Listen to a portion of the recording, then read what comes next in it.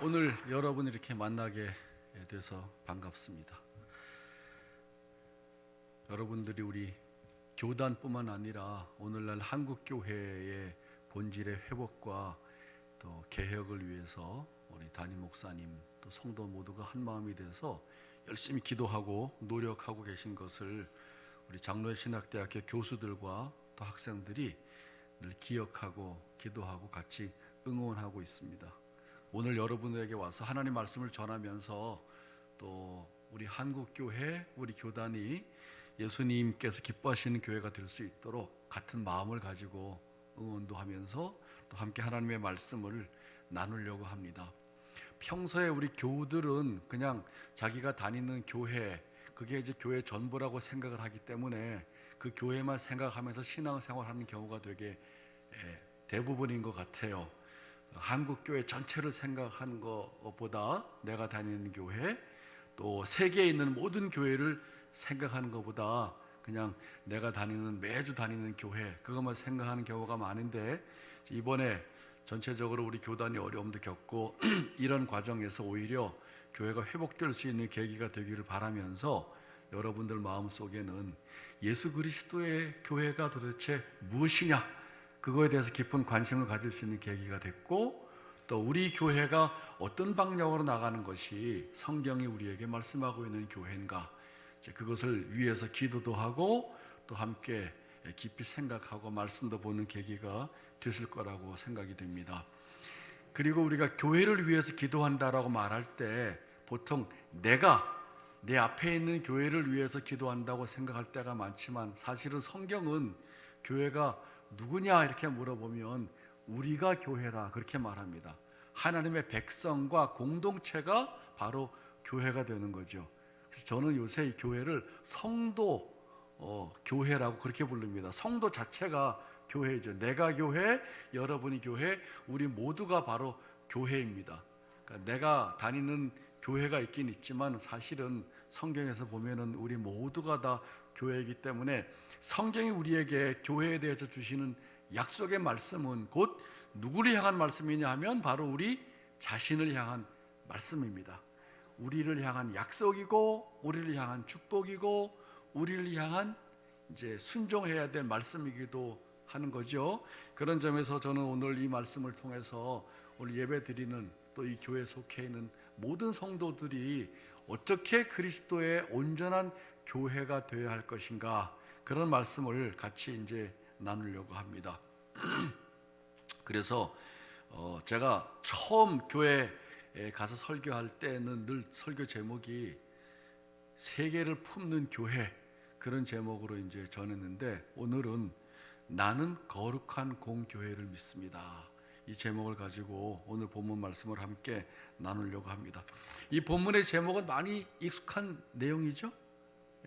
매주 예배 드릴 때마다, 오늘도 고백했지만 사도신경을 고백할 때마다 나는 거룩한 공교회를 믿습니다. 굉장히 중요한 말씀이에요. 우리 신앙의 근본이 되는 말씀이기도 합니다. 그런데 우리가 매주일마다 사도신경으로 고백하지만 그 의미가 무엇인지 별로 생각을 안 하고 그냥 고백하는 경우도 많기 때문에 오늘 이 매주 예배 때마다 또 우리 교회만이 아니라 우리 교단만이 아니라 전 세계 교회 교우들이 함께 고백하기 때문에 우리는 다 흩어져 살고 있긴 하지만은 이 사도신경을 고백하면서 모든 성도들이 다 예수 그리스도의 몸의 지체라고 하는 고백을 이제 같이 하는 거죠. 그래서 저는 예배 드릴 때마다 이렇게 기도합니다. 여러분처럼 앞에 주일날 나와서 예배할 때마다 하나님, 이 주일날 예배하는 세계의 모든 교회를 기억하고 그들의 예배를 받아 주십시오. 마음을 전 세계로 넓히는 거죠.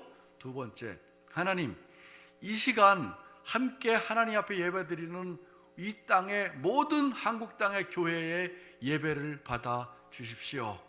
그리고 그 다음에 저는 이제 양수리에 있는 문옥교회 다녀요. 그것도 오래된 교회인데, 하나님, 오늘 함께 이 교회당에 모여서 예배드리는 모든 성도들의 예배를 기쁘게 받아 주십시오. 그렇게 기도하면서 제 마음이 전 세계 교우들과 늘 함께하고 또 우리 한국 땅에 모여서 예배하는 모든 성도들과 함께하고, 그리고 오늘 이 자리에 모여서 예배드리는 성도들과 함께 같은 마음을 가지고 이제 하나님 앞에 예배를 드리는 것이죠. 이렇게 하나님을 예배하는 사람들의 마음은 세계를 품을 만큼 넓습니다. 왜냐하면 그게 다 예수 그리스도의 몸된 교회이기 때문에 그런 것이죠. 여기는 교파주의도 넘어가고 개교주의도 넘어가고 이단이 아닌 이상 세상에 있는 모든 교회가 다 하나님의 백성이라고 하는 그런 이제 의식을 가지고 고백을 함께 드리는 것입니다. 그런 점에서 오늘 나는 거룩한 공교회를 믿습니다. 그 말은 나는 예수 그리스도께서 이 땅에 세워진 교회를 함께 고백합니다. 그런 의미죠. 공교회라고 하는 뜻은 어떤 특별한 지역이나 특별한 사람에게만 제한적이 아니라 예수를 믿는 하나님의 모든 백성들이 다 동일한 교회라고 하는 의미입니다. 그래서 이 사도신경을 고백할 때마다 그런 이제 믿음을 가지고 고백하는 것이죠. 장로교회, 무슨 순복음교회, 감리교회, 거기만 교회가 아니라 이 땅에 있는 모든 하나님의 백성들이 모여서 드리는 그 예배, 그 공동체가 다 하나님의 백성이고 예수 그리스도의 몸된 교회다. 그런 의미가 그 속에 들어 있습니다. 그런 점에서 교회는 누가 주인입니까? 이렇게 물어보면 당연히 예수 그리스도입니다. 그렇게 고백하겠죠? 그런데 역사를 보면은, 교회 역사를 보면은 이 교회가 종종 사유화되는 위기를 겪는 경우가 많이 있었어요. 중세시대 보면은 가톨릭 교회의 제일 높은 사람이 누구죠? 교황이잖아요.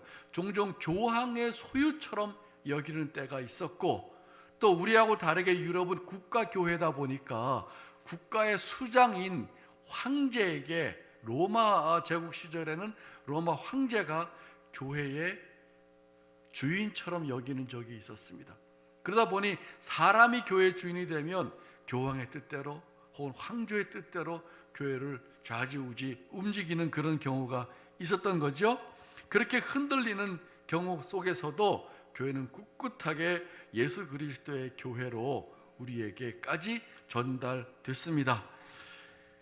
그렇기 때문에 과거에 이런 역사적인 잘못된 경험을 가지고 있는 서구 교회는 오늘날 더 이상 교회하면 당연히 거룩한 공교회라고 하는 믿음의 고백을 가지고 있고, 사람에 따라서 절대로 좌우될 수 없다고 하는 그런 확실한 믿음과 분명한 신앙 고백을 하고 있는 것입니다. 그런데 한국 교회는 2000년 역사 속에서 130여 년밖에 안 되는 짧은 역사를 가지고 있잖아요. 그러다가 보니 교회 안에 특정한 사람에 의해서 혹은 그룹에 의해서 교회가 좌지우지되는 그런 이제 그런 경우를 보게 됩니다. 마치 어떤 목사님이나 어떤 그룹이 교회 교인처럼, 교회 주인처럼 보이는 것이죠. 그래서 여러분들이 같이 기도하고, 우리 장로신학대학교 교수 학생들도 같이 기도하고, 한국에 있는 모든 목사들이 교회를 위해서 기도하면서 세습을 반대하는 것은, 교회는 누구의 소유물도 아닌데 오직 예수 그리스도에게 속해 있는 공동체인데, 마치 목사의 소유물처럼 자기 자녀에게 물려주는 것이 점점 보편화되어 가고 있는 이 현실을 보면서 이제 안타까워하는 것이죠. 그런 점에서 우리가 이런 교회를 온전한 교회로 세우지 못하면 우리가 나가서 복음을 전하는 이 복음을 누가 믿겠어요? 교회도 제대로 세우지 못하는데 그런 교회에 다니는 사람들의 말을 세상은 귀를 기울이지 않을 것입니다. 다시 말하면 공신력이 세워지지 않는 것이죠.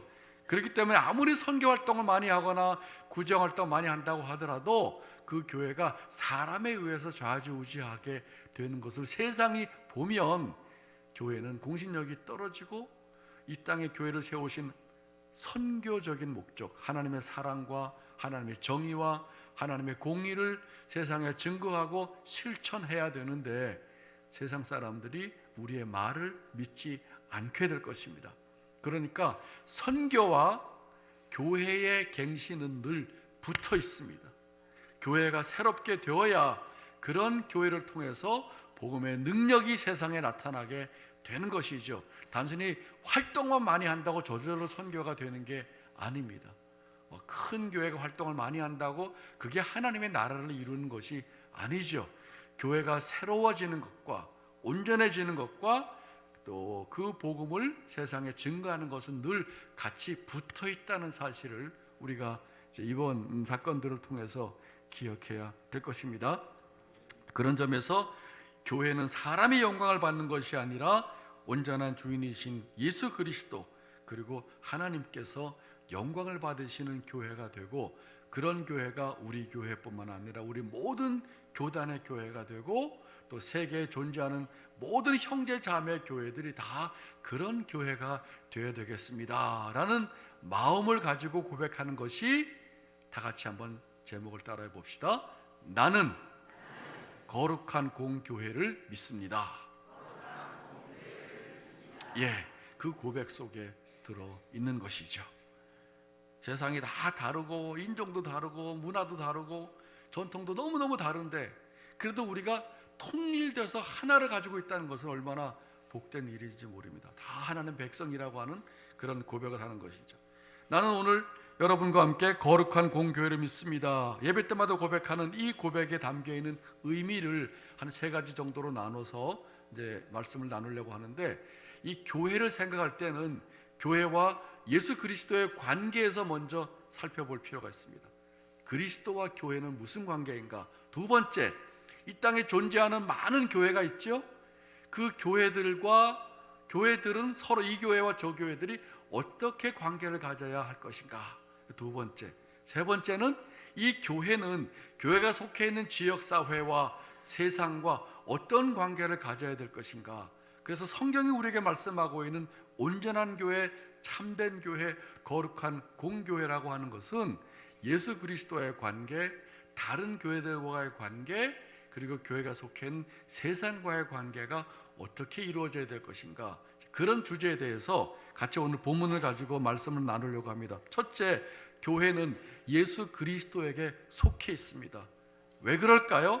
오늘 본문 22절을 보면은 예수 그리스도가 바로 교회의 머리라고 말씀하고 있기 때문에 그렇습니다. 사람이 머리가 아니라 예수 그리스도가 교회의 머리입니다. 예수님은 이 만물의 주인이시고 동시에 교회의 머리이십니다. 그래서 교회는 분명하게 예수 그리스도가 주인이라고 하는 고백을 가지고 우리가 교회를 생각할 때 그리스도와 우리 교회의 관계를 잘 마음속에 간직해야 되는 것이죠.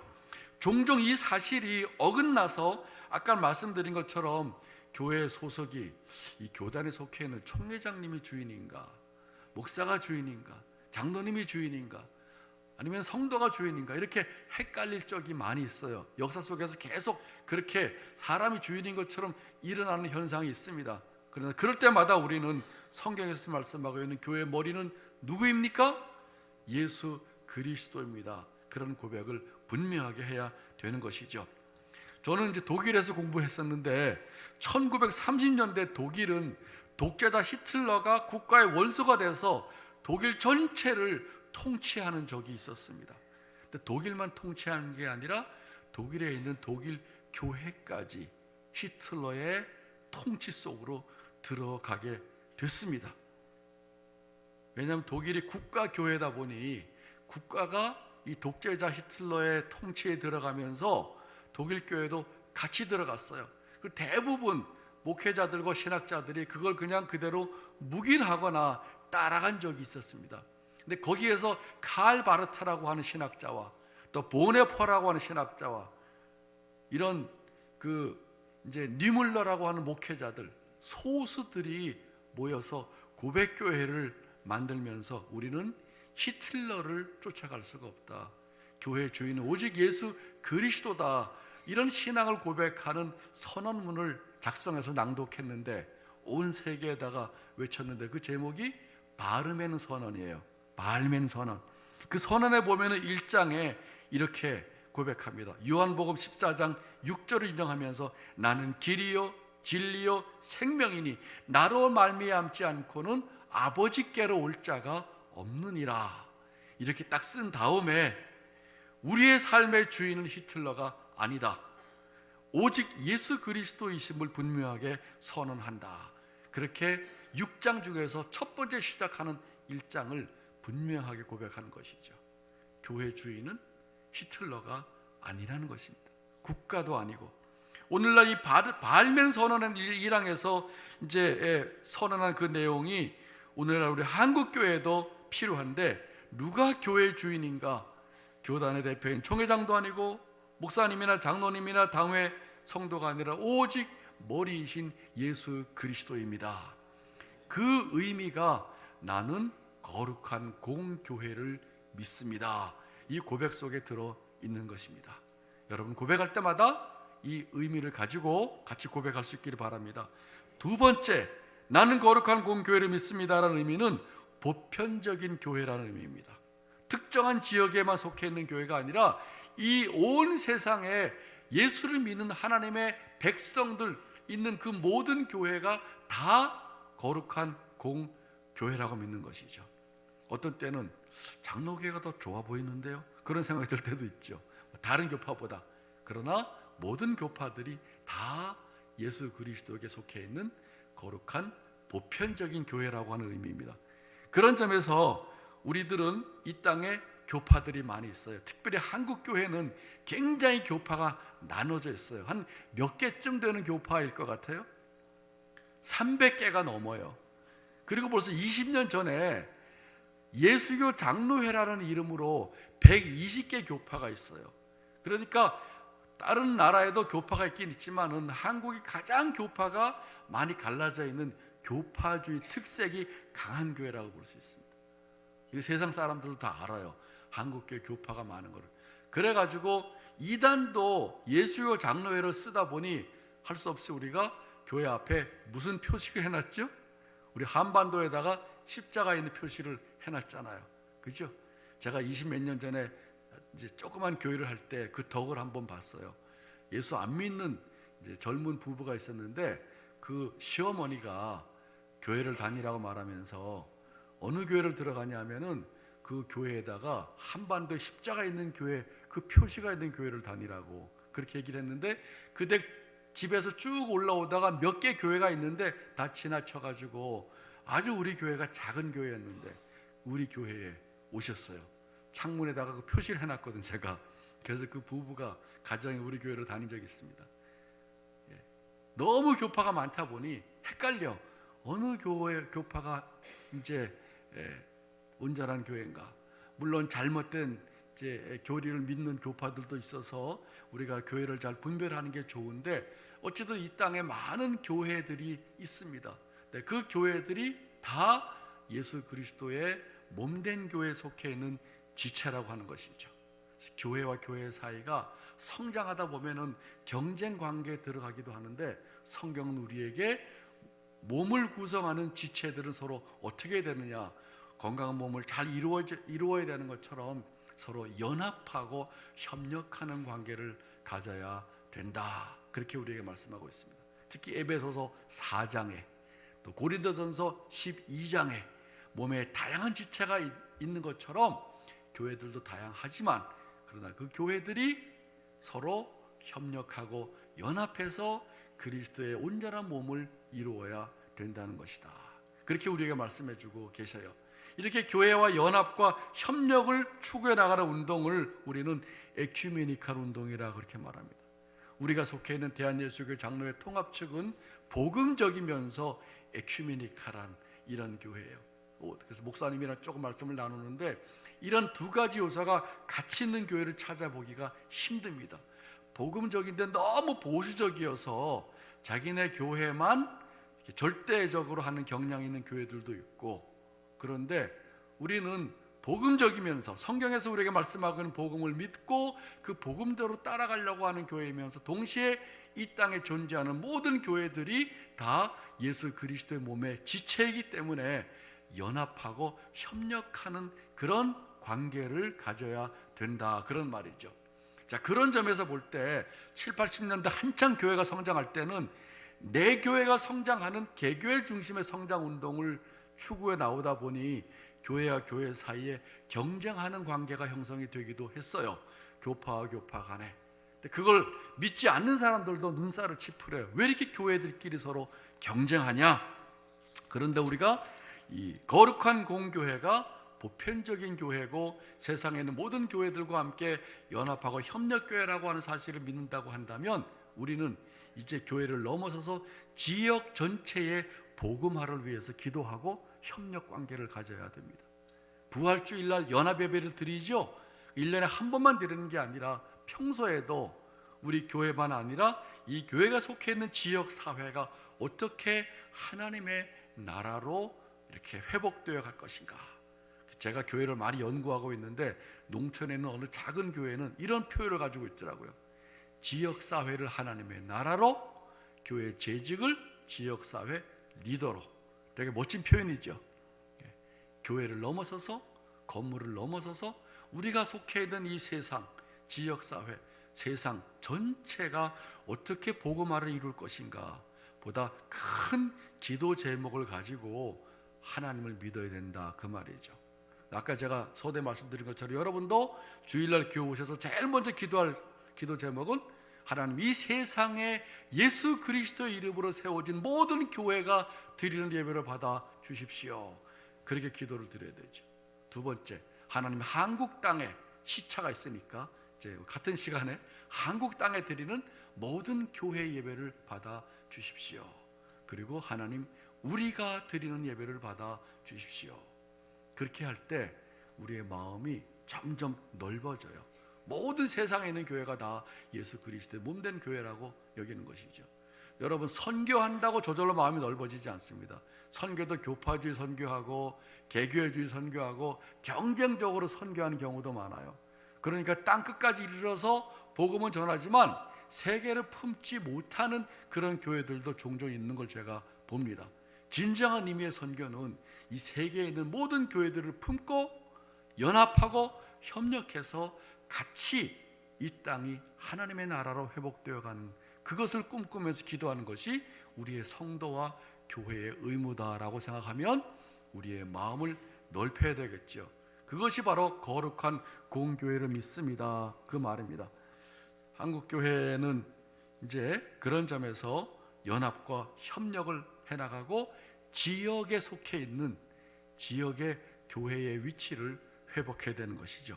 세 번째, 나는 거룩한 공교회를 믿습니다. 이 의미는 특별히 23절의 말씀에 근거해서 보면서 우리 교회는 예수 그리스도의 몸이고 예수의 생명의 전부인 충만함이다, 그렇게 말씀하고 있습니다. 한번 23절 읽어보시겠어요? 시작.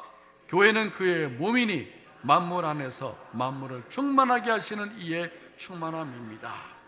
나는 거룩한 공교회를 믿습니다. 세 번째 의미는 바로 우리가 속해 있는 교회가 이 세상과 어떤 관계를 가져야 되는가, 그걸 우리에게 말씀해 주고 있어요. 한국 교회는 비기독교 사회 속에서, 다중교 사회 속에서 출발하다 보니 내부적으로는 결속력이 아주 강하지만 외부적으로는 굉장히 반사회적인 성향을 가질 경우가 많습니다. 그래서 이렇게 너무 우리끼리 뭉치다 보니 이런 교회들을 한국에서 방주적인 교회, 구원의 방주다 이렇게 얘기하면서 너무 방주적인 교회관이 있는데, 방주는 교회 안에 모여있는 사람 중심으로 교회를 이해하는 그런 이제 관점이 되는 것이죠. 또 어떤 경우에는 건물 중심의 교회를 생각하는 경우도 많아요. 근데 오늘 본문에서 성경이 말씀하기를 교회라는 무엇입니까? 라고 말할 때 만물 안에서 만물을 충만하게 하는 교회라고 우리에게 가르치고 있습니다. 이것이 바로 교회가 가지고 있는 성도들에게 주신 신앙의 차원입니다.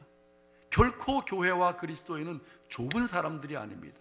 우리만, 나만 생각하는 사람이 아니라 교회가 무엇이냐라고 말할 때 만물 안에서 만물을 충만하게 하는 그런 예수 그리스도의 몸이 바로 교회라고 말씀하고 있는 것이죠.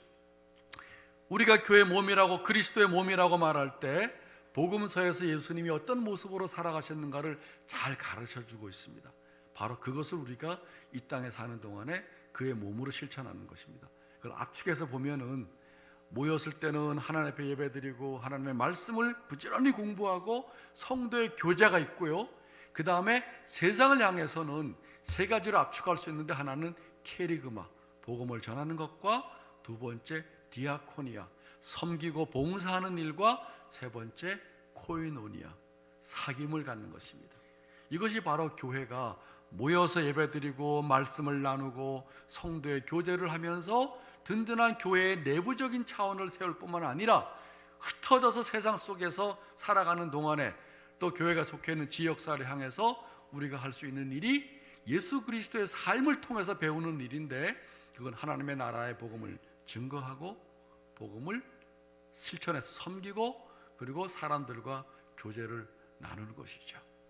저는 세 가지가 다 똑같이 중요한데, 저는 오늘날 우리 한국교회는 이 코이노니아의 회복을 통해서 봉사하고 말씀을 전해야 되겠다, 이런 생각할 때가 참 많아요. 왜냐하면 7, 80년도에 보면은 우리가 나가서 복음을 전할 때 전혀 모르는 사람들이 반대한 적이 없습니다. 노방정도 길거리 갈 때 세워서 전도해도 다 그 말씀을 듣고, 제 동생이 전도하는 고등학생은 나중에 교회 와서 고등부 회장까지 했어요. 전혀 모르는 집을 두드려도 문을 열어주고 안방까지 가서 전도했던 축구 전도도 있었어요. 다 그 사람들이 우리를 귀를 기울이고 들어줬습니다. 지하철에서 어떤 사람이 막 큰 소리로 전도할 때 누가 뭐라 그러는 사람이 없어요. 지금은 많이 그렇게 하면 어떨까요? 경찰 부를지도 몰라요. 세상이 그만큼 우리의 우리의 말에 귀를 기울이지 않는 세상이 되는 것이죠. 우리 스스로도 고립됐고 세상과 교회가 분리가 되어 있습니다. 그런데 오늘 하나님의 말씀을 보면은 이 복음을 선포하고 섬기고 봉사하고 사람들과 교제를 나눌 때, 이 교제가 예수 믿는 사람들 사이의 교제로 제한되면 안 된다는 것이죠. 여러분, 주중에 믿지 않는 사람과 친하게 지내는 생활이 있다, 이렇게 생각하시는 분 한번 손 들어보세요. 나는 주중에 믿지 않는 사람들과 함께 더불어 약스터도 가고 밥도 같이 먹고 대화하고 있다, 한번 손 들어보세요. 2층에 조금 계시고 아래층에 조금. 나는 주중에 예수 믿는 사람끼리만 만난다, 손 들어보세요. 한국 교회가 예수 믿는 사람끼리 만나는 건 너무 좋은데, 성도의 교제를 해서 서로 격려하고 힘을 받는 건 좋은데, 이 교제가 예수 믿는 사람 안에 제한되다 보니 예수님이 우리를 세상으로 파송하셔서 너희는 세상의 소금과 빛이라 말씀하셨는데, 그 세상의 소금과 빛이 될 수 있는 세상을 놓쳐버렸어요. 그러니까 어디서 빛을 발하겠어요? 빛이 이 속에서 발하지 않습니다. 세상 속에서 빛을 발하는 것이죠. 누가 불을 켜서 이 말 속에 두겠느냐? 언덕에 둬서 모든 세상을 비춰야 되겠다. 성경을 보면은 유대인과 예수님의 행동 방식에 가장 큰 차이가 있는 걸 발견하는데요, 유대인들도 하나님 말씀을 전하고 유대인들도 가난한 사람을 도와주는 일을 했어요. 근데 가장 큰 차이는 뭐냐 하면 코이노니아, 교제에서 차이가 있습니다. 그들은 교제권을 딱 제한하고 그들이 볼 때 거룩하고 의로운 사람들하고만 교제를 나눴는데, 소위 창기, 세리, 외국인, 불치병 환자들, 가난한 사람들하고는 아예 사귐을 안 가져버렸어요. 예수님이 오셔서 하나님 나라의 복음을 전하면서 하나님 나라가 무엇인지를 삶을 통해서 보여주셨는데, 가장 큰 충격은 뭐냐면 그 경계를 뛰어넘어갔다는 것입니다. 가장 대표적인 사례가 누가복음 19장에 나오는 삭개오잖아요. 삭개오가 세리 중에서도 세리장이란 말이에요. 책임자. 그런데 삭개오를 유대인들은 멸시하고 경시하고 인간 취급을 안 했는데, 여리고로 예수님께서 오실 때 삭개오도 예수님을 만나보려고 뽕나무에 올라갔잖아요, 나무에. 그때 예수님이 사람에게 오시다가 삭개오를 딱 보고 삭개오에게 먼저 다가가셔서 삭개오야, 내려와라, 내가 오늘 너희 집에 유하겠다. 이 유한단 말은 내가 너와 이제 서로 친교를 갖겠다, 그런 말이에요. 그때 19장 7절 보면은 중얼거리는 소리가 나옵니다. 투덜대는 소리가. 무슨 소리냐면, 저가 예언자라면은 어떻게 저런 세리하고 친교를 나누냐 이거죠. 어떻게 예수 믿는 사람이 안 믿는 사람이랑 친교를 나누냐? 이렇게 말하면 옳은 말일까요? 아닐까요? 아닙니다. 우리가 빛과 소금이라면 적극적으로 세상 속으로 들어가야 됩니다. 여러분, 직장에서도 예수 믿는 사람끼리 모여서 갖는 그 신우회가 중요하긴 하지만 그건 성도의 교제입니다.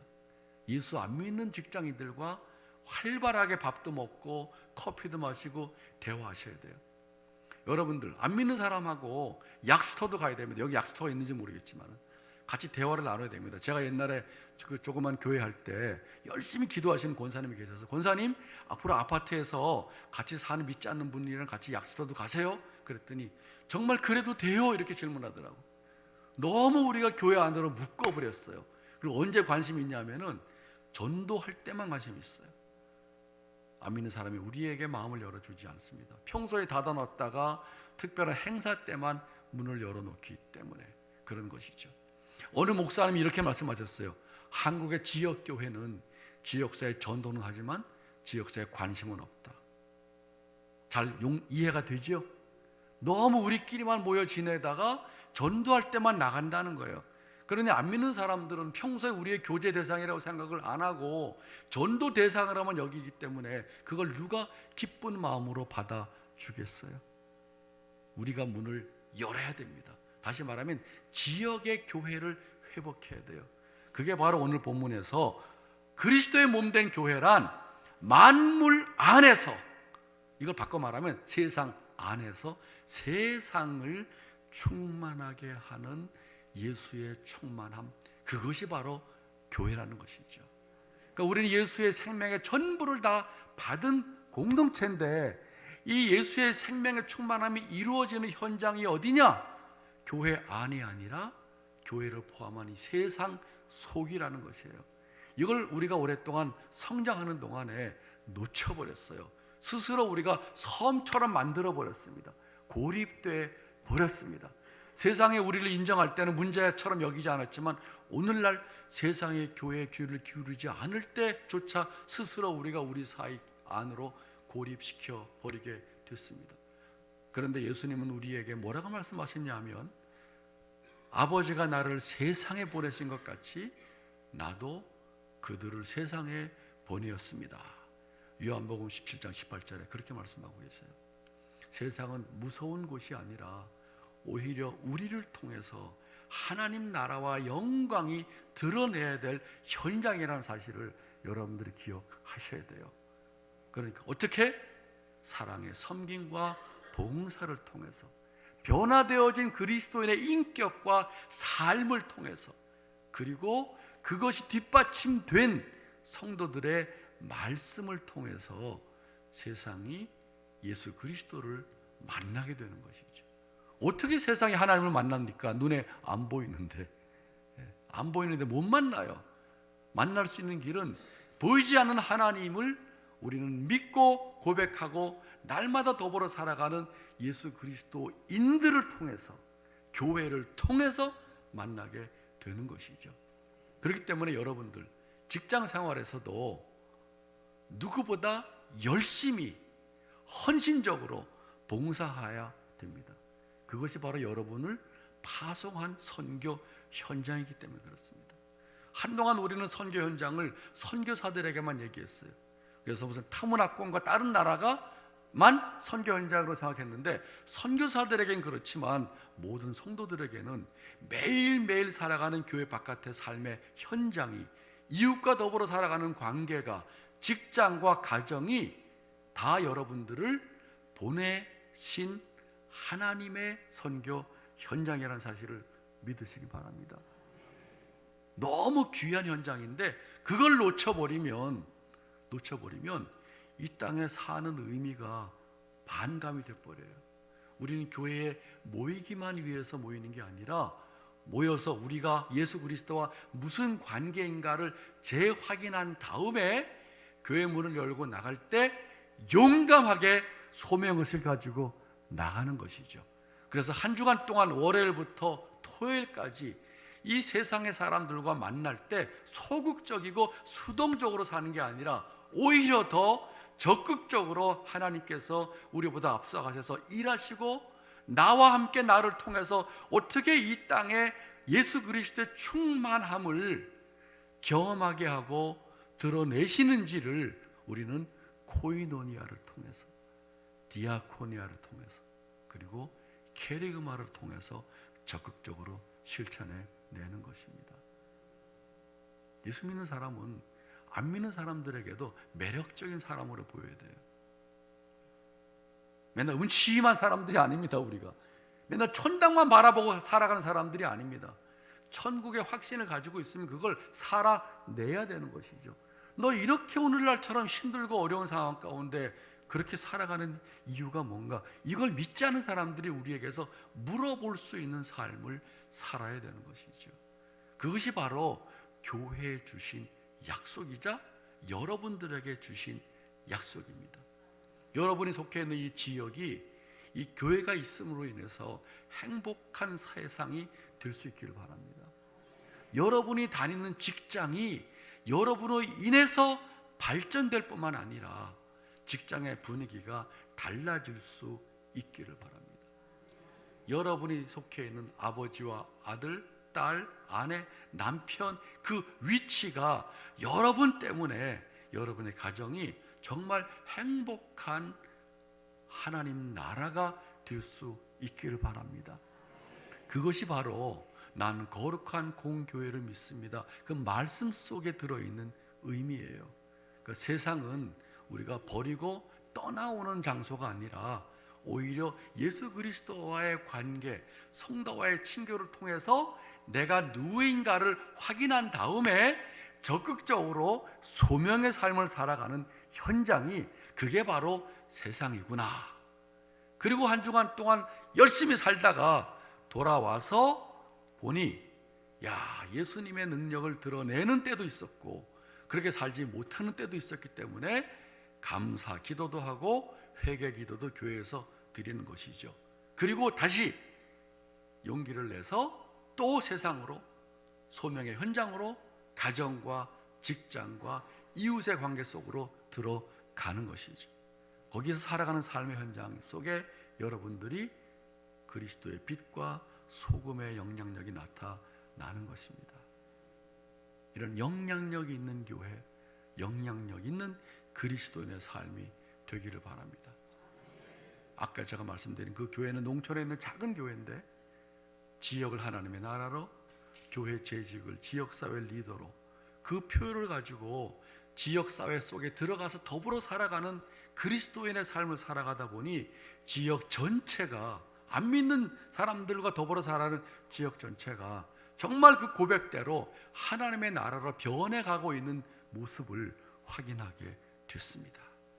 여러분도 지금까지 그렇게 삶을 살아 오셨겠지만 앞으로 더욱더 적극적으로 하나님이 내가 살아가는 삶의 현장이 나를 보내신 소명의 현장이다, 그 의식을 가지고 그 믿음을 실현해 보이는 그런 삶이 되기를 바랍니다. 나는 거룩한 공교회를 믿습니다. 이 고백을 통해서 여러분의 기도와 또 우리 목사님의 기도와 또 우리 동남노회의 마음을 같이 하는 노력이 이 땅에 우리 교단의 교회를 새롭게 회복하고 또 회복한 교회를 통해서 이 땅에 사람들이 하나님의 말씀을 듣고 우리가 속해 있는 지역과 나라가 하나님 기뻐하시는 나라가 되기를 간절히 바랍니다. 기도하겠습니다. 하나님 아버지, 이 땅에 교회를 세우신 이유가 무엇인지를 알았습니다. 우리 개인의 구원뿐만 아니라 하나님이 교회를 통해서, 성도를 통해서, 성도의 공동체를 통해서 엄청난 꿈을 가지고 계신 것을 알았습니다. 예수 그리스도의 몸이요 만물 안에서 만물을 충만하게 하는 예수의 충만함이 바로 교회요 우리 성도의 공동체요 우리의 삶인 것을 깨달아 싸우니 이제 태범교회와 교인들을 통해서 지역사회가 하나님의 나라로 변해가고 이 한국 땅까지 영향을 끼치고 더 멀리 세계 속으로 확장돼가는 그런 귀한 교회가 되게 하여 주옵소서. 우리 교단과 한국교회가 회복되기를 위해서 간절히 기도하는 태범교회 모든 성도들의 기도가 속히 응답될 수 있도록 주께서 그리스도의 몸된 교회를 온전하게 세워주시기를 간절히 원하오며 예수님 이름으로 기도하옵나이다.